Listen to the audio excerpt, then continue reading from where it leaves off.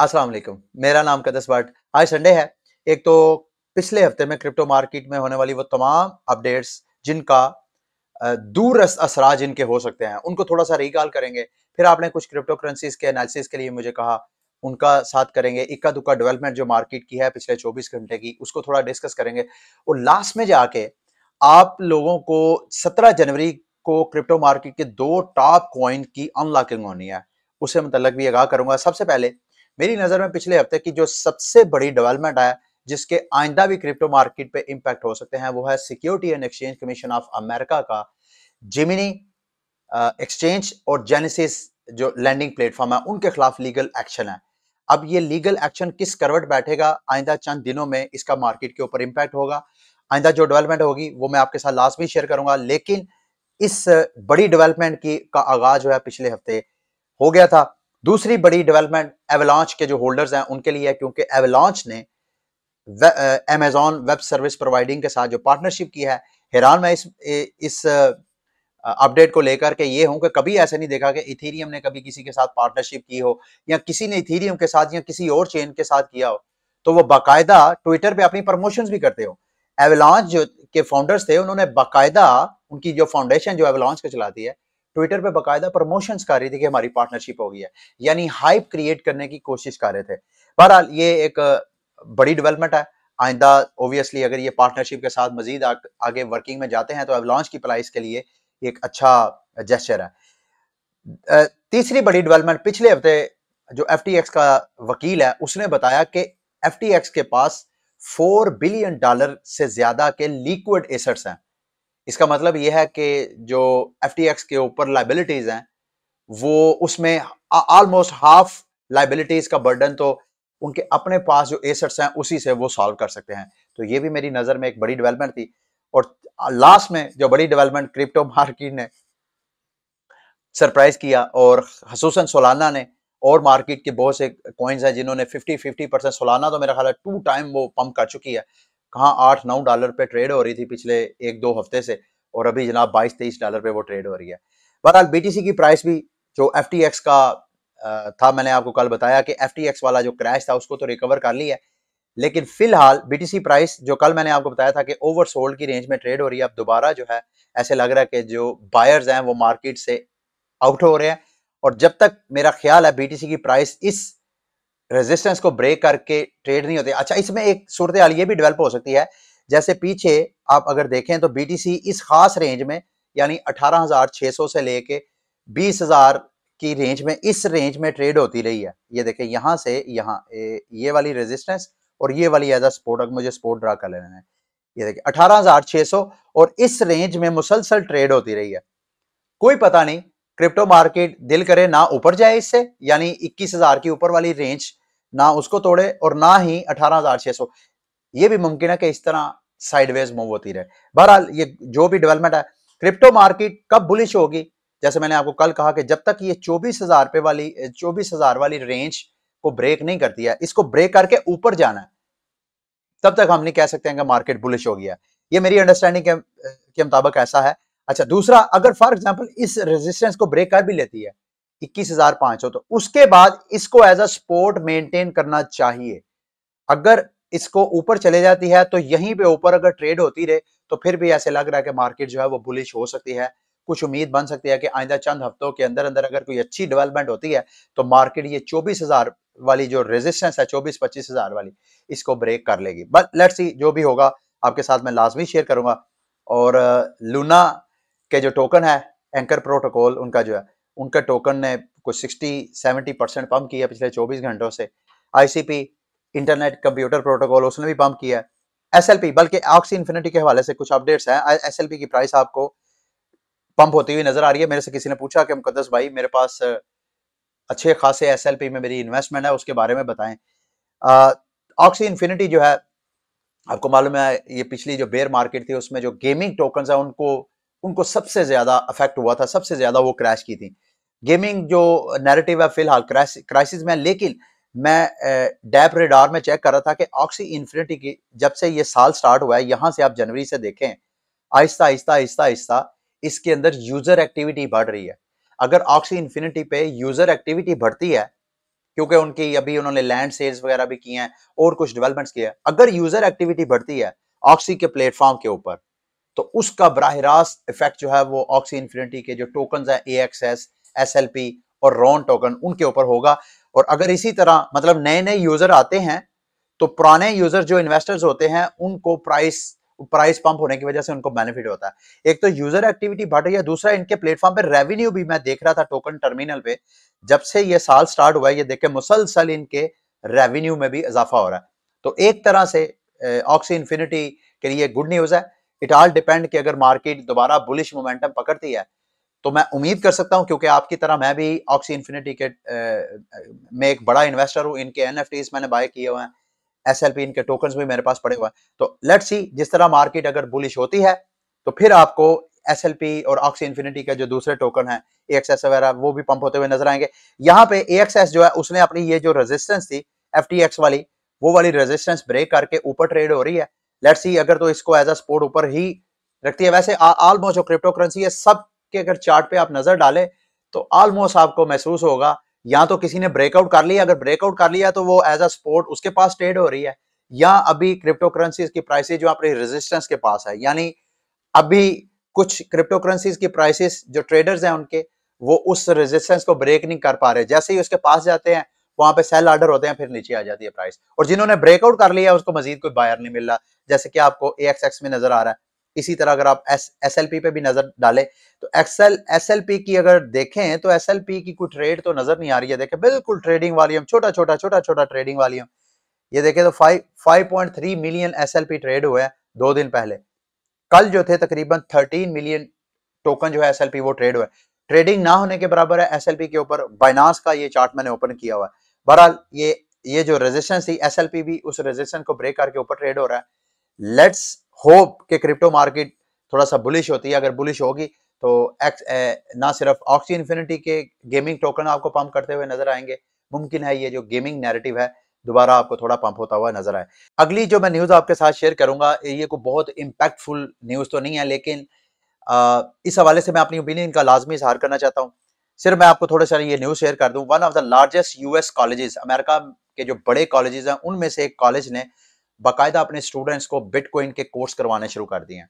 ये बड़ी न्यूज नहीं है, ये ठीक है, लेकिन इसके पीछे थीम क्या है, आइडिया क्या है? देखिए मेरा मानना यह है कि क्रिप्टो मार्केट की जो ग्लोबल अडॉप्शन है, यानी आपको मुकामी सतह पे अगर आप जाएं तो किसी से क्रिप्टो के बारे में बात करें या इस टेक्नोलॉजी का जो यूज केस है वो डे टू डे हमारे जो बिजनेस अफेयर्स होते हैं उनमें यूज केस, ये उस वक्त तक ग्लोबल अडॉप्शन इस लेवल पे नहीं पहुंच सकती जब तक हम अवेयरनेस नहीं पैदा करते। तो अवेयरनेस पैदा करने के दो जराए हैं। एक तो इनफॉर्मल जरिया है कि आप सोशल मीडिया पे यूट्यूब, ट्विटर, इस तरह के जो प्लेटफॉर्म है वहां पे आप एजुकेशन लें। दूसरी जो फॉर्मल एजुकेशन होती है जिसपे बाकायदा आप अपने बच्चों का कैरियर सेटअप कर सकते हैं, वो है हमारे कॉलेजेस, यूनिवर्सिटीज और हमारे स्कूल्स। तो मेरा ख्याल ये है हर वो कंट्री जो समझती है कि आइंदा आने वाला कल इस टेक्नोलॉजी है, इस टेक्नोलॉजी का है, दुनिया हमारे सोसाइटी की तमाम जो फील्ड्स हैं, तमाम जो इदारे हैं, तमाम जो स्ट्रक्चर है, इस टेक्नोलॉजी के जरिए ही वो चेंज होना है। तो इस टेक्नोलॉजी से मतलब हमारे जो इंस्टीट्यूशंस हैं, यूनिवर्सिटीज हैं, उनको चाहिए एजुकेशनल इंस्टीट्यूशंस को वो बच्चों के लिए ऐसे कोर्सेज मुतारफ करवाएं। और अगर पाकिस्तान में ऐसा कोई रुझान बढ़ता है तो आपको पाकिस्तान में कोई ऐसी जॉब मिलती है, नहीं मिलती है, आप घर में बैठे ऑनलाइन खवातीन और बच्चे जो हैं वो ऑनलाइन बैठ के, उनको किसी मुल्क जाने की भी जरूरत नहीं है, घर में बैठ के वो इन ब्लॉकचेन इमर्ज होने वाली टेक्नोलॉजीज में अपने जॉब और अपने कैरियर को तलाश कर सकते हैं। अच्छा जी, अब आते हैं आप लोगों ने कुछ क्रिप्टो करेंसीज का, ये मुझे किसी ने पूछा कि जीरो स्वैप के बारे में थोड़ा सा गाइड करें। देखिए पहली बात तो यह है कि इसका मार्केट कैप चेक करें, 1.2 मिलियन के करीब है। और मैं देख रहा था चार्ट के ऊपर इसका ऑल टाइम अगर देखें तो ये जो जीरो स्वैप है ये तकरीबन सन 2020 से ये प्रोटोकॉल जो है वो एक्टिव है। इसकी जो ऑल टाइम हाई प्राइस थी वो तकरीबन $3 से भी ऊपर थी। अभी ये ट्रेड हो रहा है 2 सेंट के ऊपर। अब इसकी डेक्स है, मतलब डिसेंट्रलाइज जो एक्सचेंजेस है उनका ये एग्रीगेटर है, ये खुद डेक्स नहीं है बल्कि एग्रीगेटर है। एक यूनिक चीज है जिस वजह से अभी तक ये सरवाइव कर रहा है कि इनके बकौल अगर आप जीरो स्वाप का ये जो जी टोकन है, अगर आप होल्ड करते हैं तो अगर आप टोकन स्वाप करते हैं, यानी वो इनके प्लेटफॉर्म पे टोकन अगर आप जी टोकन लेके स्टेक करें, तो बदले में आप अगर कोई टोकन स्वाप करते हैं तो जो गैस फीस पे करनी होती है वो आपकी गैस फीस बच जाती है। तो मेरी मेरी बात सुने, वैसे तो देखा जाए तो ये बहुत सी चेन्स के ऊपर टोकन ये लिस्टेड है, और ये देखें बाइनांस स्मार्ट चेन के ऊपर भी है, इथेरियम पे भी है, पॉलीगॉन पे भी है, एवलांच पे भी है।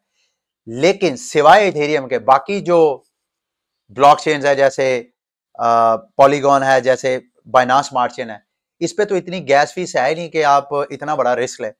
तो मेरा नहीं ख्याल, ये मैं आपको रिकमेंड करूंगा, ये टोकन बहुत अच्छा मार्केट में ऑलरेडी आपको इतने पॉपुलर डेक्स एग्रीगेटर जब हैं आपके पास, तो आप उनके टोकन्स को होल्ड करें। आप 1 इंच को कर लें, आप ओपन ओशन को कर लें, इस वक्त उन्हीं की हाइप है दोनों की, तो आप उनको करें।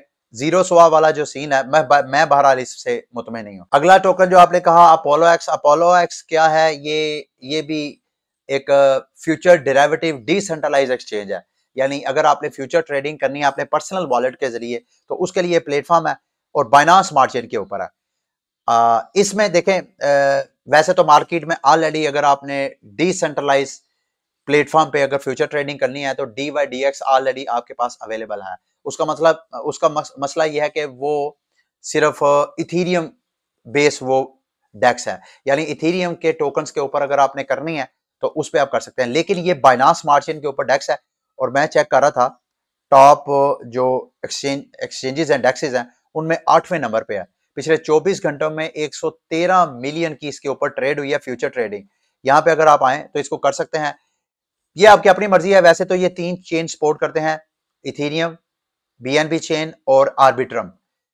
आपकी अपनी मर्जी है, आपने इसको यूज करना है या DYDX को करना है। मैं तो आपको यही कहूंगा कि अगर आपने कोई डेक्स के टोकन को बीइंग इन्वेस्टर करना है तो फिर बेस्ट चॉइस जो है वो DYDX हो सकती है। लेकिन इसके अपोलोक्स के जो टोकनोमिक्स है उस पर जरा नजर डालें तो टोकनोमिक्स भी बहुत बुरे हैं। सिर्फ 4% इनकी जो टोटल टोकन की सप्लाई है वो सर्कुलेशन में है, बाकी 96% टोकन जो है अभी लॉक है। यानी वो टोकन जो है अभी मार्केट में आने हैं, इसकी इन्फ्लेशन बहुत ज्यादा है। जैसे DYDX का टोकन जो है उसकी बहुत इन्फ्लेशन है, इसी तरह अपोलो एक्स की भी इन्फ्लेशन जो है वो हाईएस्ट है। तो मैं आपको इस टोकन को भी रिकमेंड नहीं करूंगा। बाकी आपकी अपनी चॉइस है, आपने इसको यूज करना है या नहीं। अगला टोकन जो मेरे से रिक्वेस्ट किया किसी ने कि उसके बारे में बताएं, वो है अलायंस ब्लॉक। अलायंस ब्लॉक क्या है, इसको थोड़ा सा कॉइन मार्केट कैप में जाके इसका मार्केट कैप देखें, 30 मिलियन के करीब है। Not a bad market cap, लेकिन सर्कुलेशन सप्लाई जो है सिर्फ 23% है। बाकी इसका मतलब है कि मोर देन 77% जो है सप्लाई अभी भी अनलॉक होनी है। तो टोकनोमिक्स अच्छी नहीं है इसकी। ओवरऑल अगर ये देखें, इसका ऑल टाइम हाई जो था तकरीबन $1.22 था, और अभी जो है 1 सेंट से नीचे ये ट्रेड हो रहा है। अच्छा, 1 सेंट से ऊपर बिल्कुल ट्रेड हो रहा है, और इसकी प्राइस में पिछले 24 घंटों में 67% पंप आया। इसका मतलब ये है कि $1 से भी नीचे ये ट्रेड हो रहा था। ये जो भी करंट बुल रैली चली है उससे पीछे ये है क्या चीज, इनका दावा यह है कि ये जो रवायती ट्रेडिशनल फाइनेंस है उसको ये डीफाई में लाना चाहते हैं। बल्कि मैं इनकी देख रहा था, इनकी काफी ज्यादा पार्टनरशिप इवन बाइनांस के साथ भी मैं देख रहा था, इन्होंने पार्टनरशिप की है। बाइनांस ने इनके प्लेटफॉर्म पे इन्वेस्टमेंट की है 10 मिलियन के करीब। तो ये अब सेंट्रलाइज जो ट्रेडिफाई है, और इसी तरह का जो ट्रेडिशनल ट्रेडिफाई है उसको डीफाई की सर्विसेज प्रोवाइड, एक तरह का मार्केट कैपिटल की ये सर्विस है। आई डोंट नो, आप लोग अगर समझते हैं कि आने वाले वक्तों में ये प्रोजेक्ट जो है वो ग्रो करेगा तो आप इसमें इन्वेस्टमेंट कर सकते हैं। अगर आप देखें तो प्राइस तो ऑलरेडी इसकी जो लॉन्चिंग का टाइम था ये भी सन 2020 से, ये प्रोजेक्ट पिछले 2-3 साल से मार्केट में ही ना। एक बार इसने अपना, जब पिछली बार मार्केट सारी पंप की थी नवंबर में, नवंबर 2021 में, उसी वक्त इसने ऑल टाइम हाई बनाया। उसके बाद ये अपनी मार्केट जो है वो लूज करता गया। तो इट ऑल डिपेंड आपने क्या करना है। इसके अलावा जी एक गेम है चोबी वैली, इसके बारे में मुझे किसी ने पूछा है, मैं इसका देख रहा था। इसके टोकन की अगर आप देखें ऑल पे जाके, तो इन्होंने अपना ऑल टाइम हाई तकरीबन ये 20-21 सेंट पे इसकी ऑल टाइम इसकी हाई थी प्राइस। और ये पिछले साल ही मेरा ख्याल है दिसंबर, पिछले महीने कोई 18 दिसंबर को इसकी लॉन्चिंग हुई है। 21-22 सेंट इसकी प्राइस डंप हो गए लॉन्चिंग के फौरन बाद। अभी ये देखे 0.0000001 के ऊपर ये ट्रेड हो रहा है। अब ये गेमिंग प्रोजेक्ट है, और वॉल्यूम मार्केट कैप तो इसका बिल्कुल ही नजर आ रहा। अभी ये डाटा इनकी टोकनॉमिक्स वगैरह का नहीं है।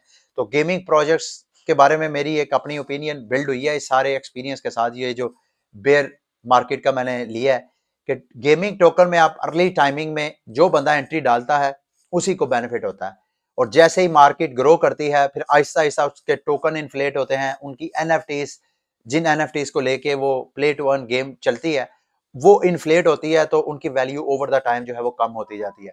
तो गेमिंग टोकन में रिस्की है, अगर आप समझते हैं कि ये जो गेम है ये हाइप क्रिएट कर सकती है तो आप इसमें एंट्री ले सकते हैं। अच्छा जी, लास्ट में जो टोकन मैं करूंगा ट्रू फाई के बारे में मेरे से किसी ने पूछा, ये भी पुराना एक प्रोजेक्ट है। ये डीफाई एक तरह का प्रोजेक्ट है, यानी बारविंग लैंडिंग प्लेटफॉर्म। इस प्लेटफॉर्म में यह है कि लोग जो बारवर्स हैं वो बगैर कोई चीज कोलेटरल रखे उधार ले सकते हैं। ऑब्वियसली ये उधार देने से पहले उनकी ड्यू डिलिजेंस करते हैं। इनका मानना यह है कि ड्यू डिलिजेंस हमारे जो ट्रू फाइव टोकन होल्डर्स हैं वो प्रोजेक्ट्स को वेरीफाई करते हैं, और वेरीफाई करने के बाद अगर वो अप्रूव करें तो हम उनको कर्ज देते हैं। इस हवाले से सिर्फ एक छोटी सी मैं आपको चीज बताऊंगा जो मैंने लर्न की है कि ट्रू फाइव से एफटीएक्स ने भी उधार लिया था, और बगैर कोई चीज कोलेटरल रख के भी। आगे आपको समझ आ रहा है कि ये इस तरह के बगैर कोलेटरल रखे बारविंग लैंडिंग प्लेटफॉर्म जो है वो सस्टेनेबल हैं या नहीं है। मेरा ख्याल है आपकी अंडरस्टैंडिंग, जो मेरी अंडरस्टैंडिंग है आपकी भी वही होगी कि इस तरह की मार्केट, हाईली वोलेटाइल मार्केट के अंदर बगैर कोलेटरल बारविंग लैंडिंग प्लेटफॉर्म का सस्टेन करना मुश्किल है। तो मैं तो इस का कोई फ्यूचर नहीं देख रहा। लेट्स सी, मुमकिन है मैं भी गलत हूं और ये प्रोजेक्ट जो है ग्रो करे। लास्ट में जी, जो टोकन मैंने आपको कहा था, एक तो DYDX का होना 17 जनवरी को, और DYDX के तकरीबन 8.6 मिलियन टोकन जो है वो अनलॉक होने हैं, 5.6 मिलियन DYDX टोकन। और इसके अलावा जो दूसरा टोकन अनलॉक होना है वो 37 मिलियन के टोकन होने हैं। 7.3 मिलियन टोकन टोटल अनलॉक होने हैं, जिनकी वैल्यू जो है 37 मिलियन डॉलर के करीब है। वो भी 17 तारीख को होना है। तो आपने इन दोनों टोकन के ऊपर नजर रखनी है। मैं तो खसूसन इन दोनों टोकन को वॉच करूंगा, और मैंने अगर ये डंप होते हैं तो फिर मैं इनमें एंट्री लूंगा, क्योंकि एप कोइन में भी मैंने जो एंट्री ली थी मैंने प्रॉफिट टेकिंग कर ली। DYDX में मेरा ख्याल है मेरी कोई एंट्री नहीं थी, तो इसमें भी मैं एंट्री लूंगा इन दोनों टोकन्स में। ठीक है, ये थी आज की वीडियो। उम्मीद करता हूं कि आज की वीडियो भी आपके लिए इंफॉर्मेटिव रही होगी। अगली वीडियो तक के लिए मुझे इजाजत दें। अल्लाह हाफिज।